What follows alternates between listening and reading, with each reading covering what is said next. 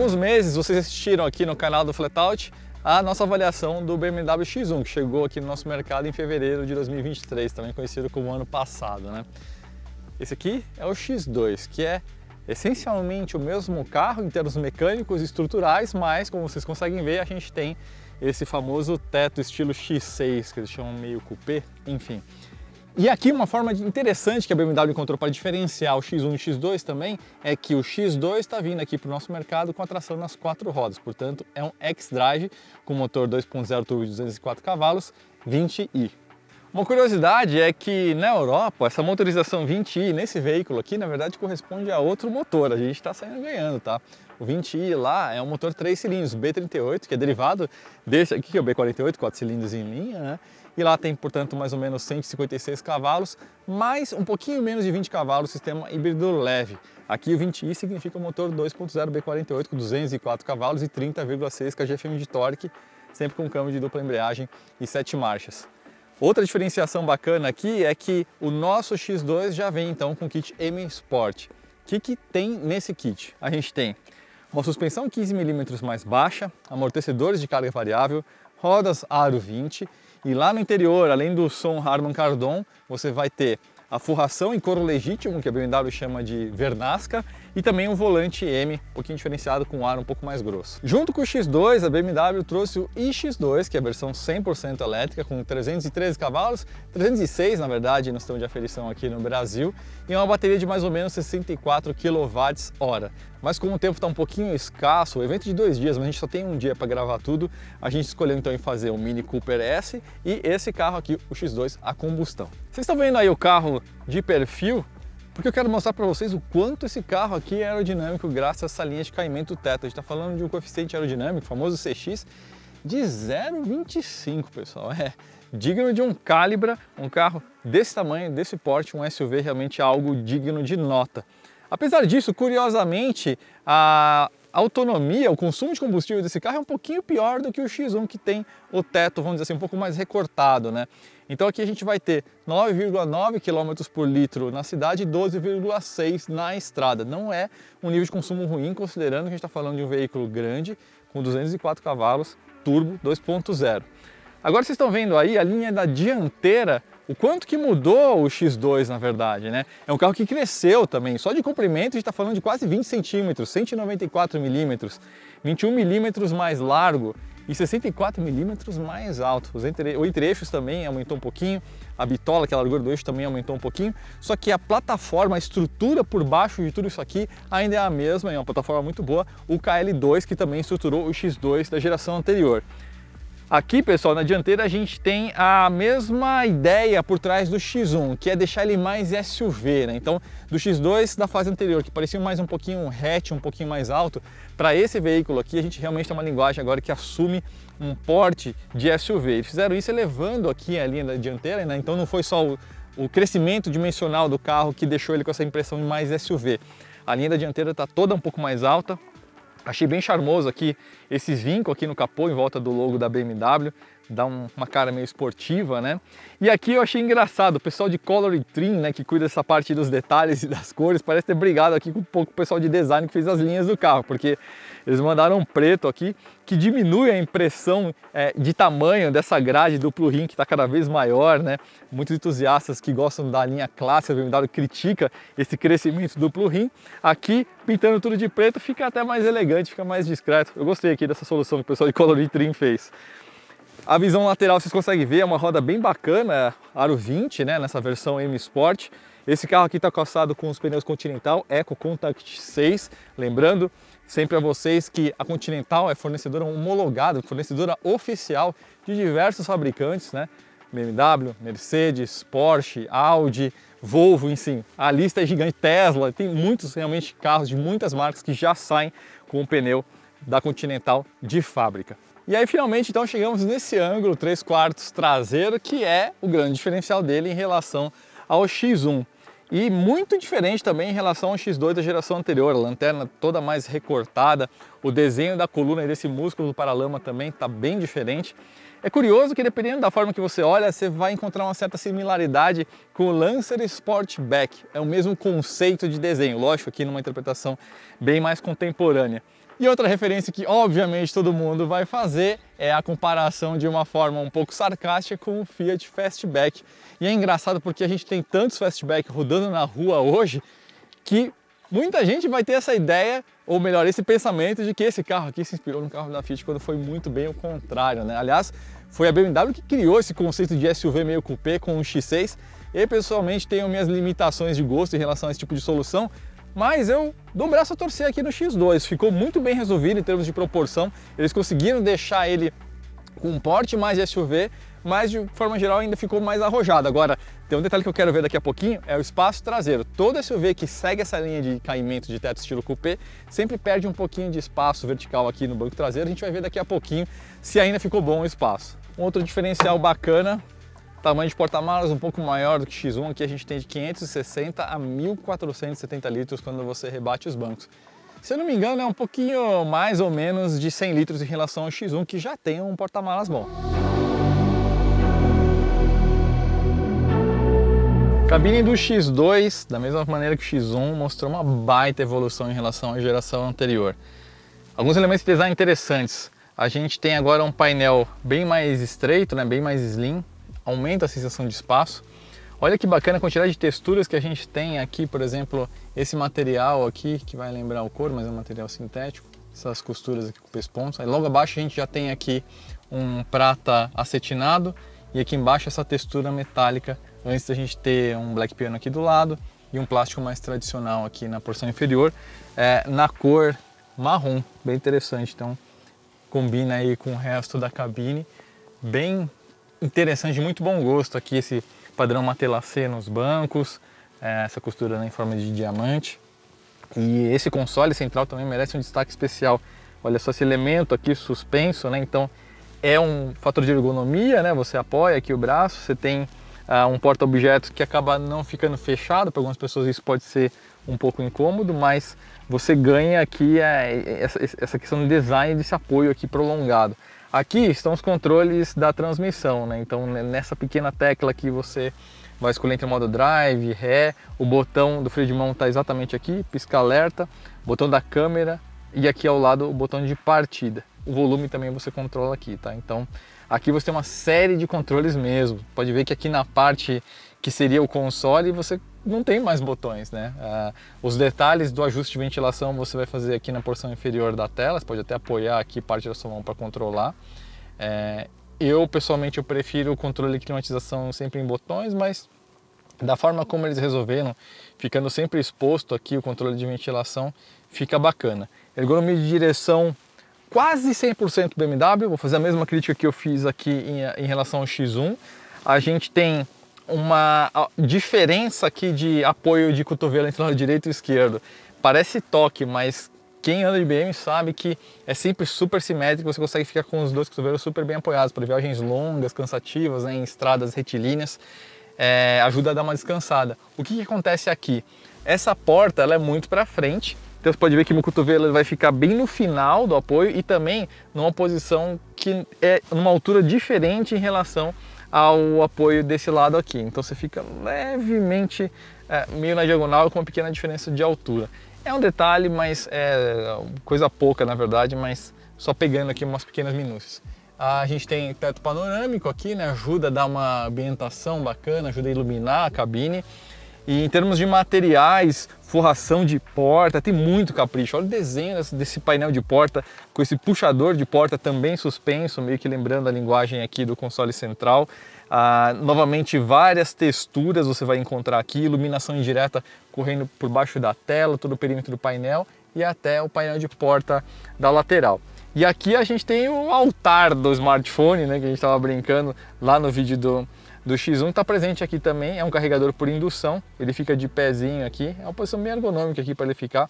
Tem um detalhe de uma iluminação aqui que dirigindo à noite acaba dando um charme a mais. Então a cabine que ficou de bom gosto. Se a gente tem duas telas, né, essa aqui se não me engano é de 10/25, essa aqui um pouquinho mais. Então são duas telas relativamente grandes. A gente sempre brinca e briga com essa questão do tabletzão espetado, mas eu acho que num veículo dessa proposta aqui funciona muito bem essa ideia de você ter duas telas, ainda mais com uma resolução e um hardware tão rápido, tão fluido, então a usabilidade aqui acaba sendo muito boa. Então vamos à prova dos 9 aqui. Eu tenho 1,82 m, excelente espaço para os joelhos, muito bom, aliás mesmo, eu esperava até um pouquinho menos. E espaço para a cabeça é bom. Aqui alguém com 1,90 m já vai estar bem próximo aqui. Aqui só meu cabelo que conta, vai uns 4, 5 centímetros, que está raspando de leve aqui. Isso é algo inerente a não só SUVs que tem esse teto de caimento estilo coupé, mas a própria presença de um teto solar ou um teto panorâmico também come espaço vertical, né? Acaba ficando mais grosso aqui todo esse painel aqui de forração. Mas olha, te falar que é um carro que dá para fazer uma viagem longa com bastante conforto. O ângulo do encosto também eu gostei. Então eu tinha lembranças aí de um X1, um X2 antigo, de uma ou duas gerações para trás, o X1, de um carro meio apertado, né? Isso aqui não, o X2 hoje, ou mesmo o X1, é um carro que você consegue levar 4 adultos altos com bastante conforto numa viagem longa. Vamos ver esse apoio de braço aqui. Ótimo, tem apoio de copo aqui. Você tem duas saídas de ventilação, mas não tem controle aqui, você não consegue controlar a potência do vento ou mesmo a temperatura, então é um ar-condicionado de duas zonas com duas saídas USB do tipo C. Pessoal, a gente está aqui agora no modo Efficient, que vai ter um mapa, vamos dizer assim, mais frugal, né, de acelerador. Vai sempre jogar marchas bem longas para o carro rodar aí com o mínimo de resistência mecânica. Mas acho que a primeira coisa que eu queria observar aqui é o quanto que esse carro é silencioso de rodagem. Para um SUV que seria o de entrada da BMW, né? Família 1, Família 2, X1, X2. Não só cresceu dimensionalmente, né? Mas também acho que cresceu em amadurecimento, né? Um produto que está mais... qualidade de cabine, espaço, e aí essa questão da qualidade de rodagem também deu uma melhorada, né?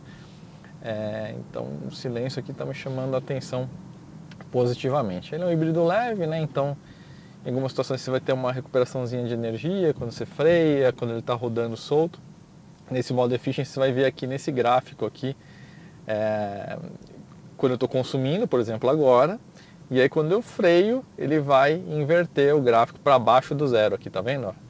Aí que ele está recarregando a pequena bateria que ele tem aí, que funciona também como uma espécie de gerador, alternador e motor de arranque, né? Então, agora eu vou passar aqui no My Modes para o modo Sport, ou seja, fazer um contraste aí, né? Aí muda aqui, né? Lógico, o layout, né? Fica avermelhado aqui a tela. Agora você não tem mais aquele medidor de eficiência, né? Substitui por um contagiros na íntegra aqui. Resposta ao acelerador do câmbio já mudou imediatamente. Então agora sim a gente tem, ó. É engraçado como instiga, né, gente? Ele tem... O B48 tem um torque muito bom, né? Não é um torque avassalador, são 30,6 kgfm. Mas mesmo considerando a massa desse veículo aqui, a gente tem uma resposta muito boa, o câmbio muito bem escalonado também e muito bem mapeado também, né? Então ele vai acompanhando junto, de acordo com a demanda. Eu tenho borboletas aqui, aletas atrás do volante para escolher a marcha que eu quero, né? Então de repente se você quer deixar o carro um pouco mais solto ainda, você pode aumentar a marcha aqui. Gosto da presença desse recurso. Mas é impressionante, legal mesmo como muda a resposta aqui no modo Sport. Pegando a tartaruguinha aqui agora, dá até a sensação que a gente tem um pouquinho mais de carga aqui, que pode se confirmar mesmo. Aliás, falando em amortecedores, um detalhe bacana aqui, pessoal, do X1 e do X2 é que foi introduzido nesses veículos o amortecedor com a tecnologia que a gente viu na série 3 da nova geração, né, a geração atual, melhor, que é o G20. A tecnologia eles chamaram de Lift Related Dampers, né? Os amortecedores que tem aí, vamos dizer assim, um amortecimento adicional no batente, no momento da extensão deles, tá? Tá só na frente essa tecnologia. Sabe quando você pega a lombada um pouco mais rápida e aí dá aquele tum, aquela batida seca que a gente chama de queda de roda? Esse sistema foi desenvolvido para amortecer isso. Então, é uma válvula, literalmente como se fosse um amortecedorzinho dentro do amortecedor, vai estar ali dentro da parte do batente, né, inferior, e ele vai aumentar de forma exponencial a resistência ao movimento só ali perto do final do curso. Então ele vai ajudar a conter esse impacto sonoro mais que a gente sente, que é um pouco incômodo quando você tem essa questão da suspensão da roda, né? É lógico que você não deve esperar uma dinâmica esportiva, mesmo isso aqui sendo uma versão, né, um pacote M Sport, que vai ter uma resposta de direção um pouquinho mais afiada, né, uma suspensão com uma carguinha um pouquinho maior, mas a proposta aqui, esse é o carro de uso diário, né, então até o nosso foco do teste aqui está mais nisso.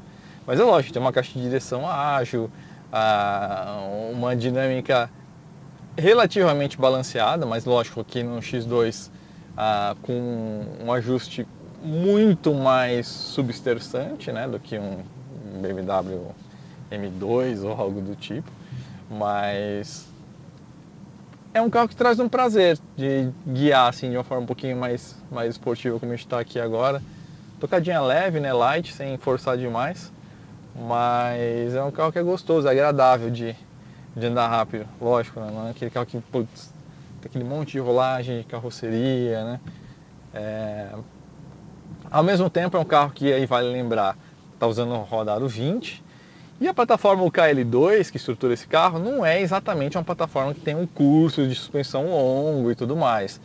Então esse carro ele vai trabalhar muito gostoso num chão assim relativamente acidentado, né? Um chão com muitas irregularidades.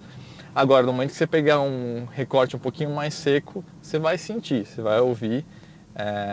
E nisso também o perfil baixo do pneu causado pelo diâmetro enorme, né, dessa roda, aro 20, tira um pouquinho do conforto, né?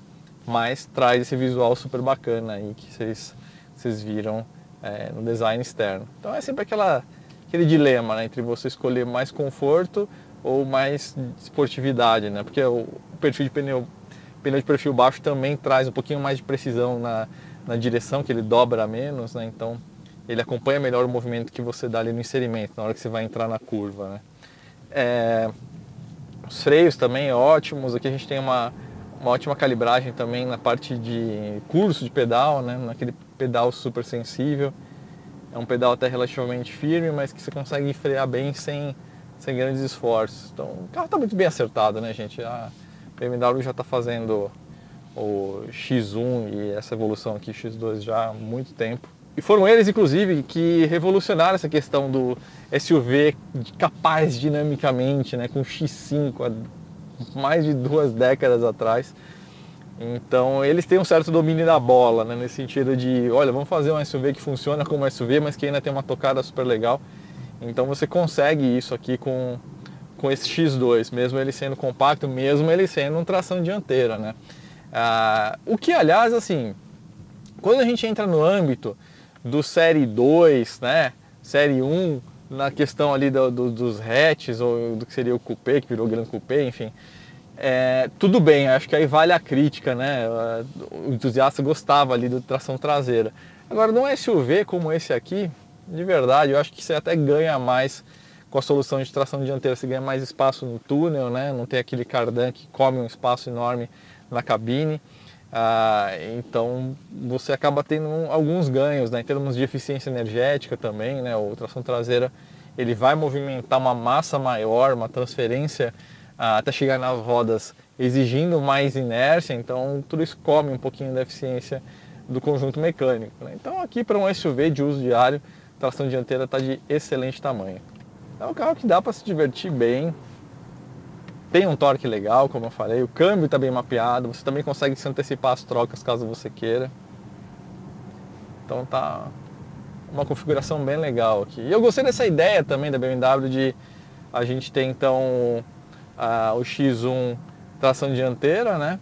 E aqui a gente tem o X-Drive tração nas 4 rodas sob demanda, né? Sistema lá Haldex. Então também não espere aí não é tração integral, tá? Na maior parte do tempo ele vai estar tracionando as rodas da frente.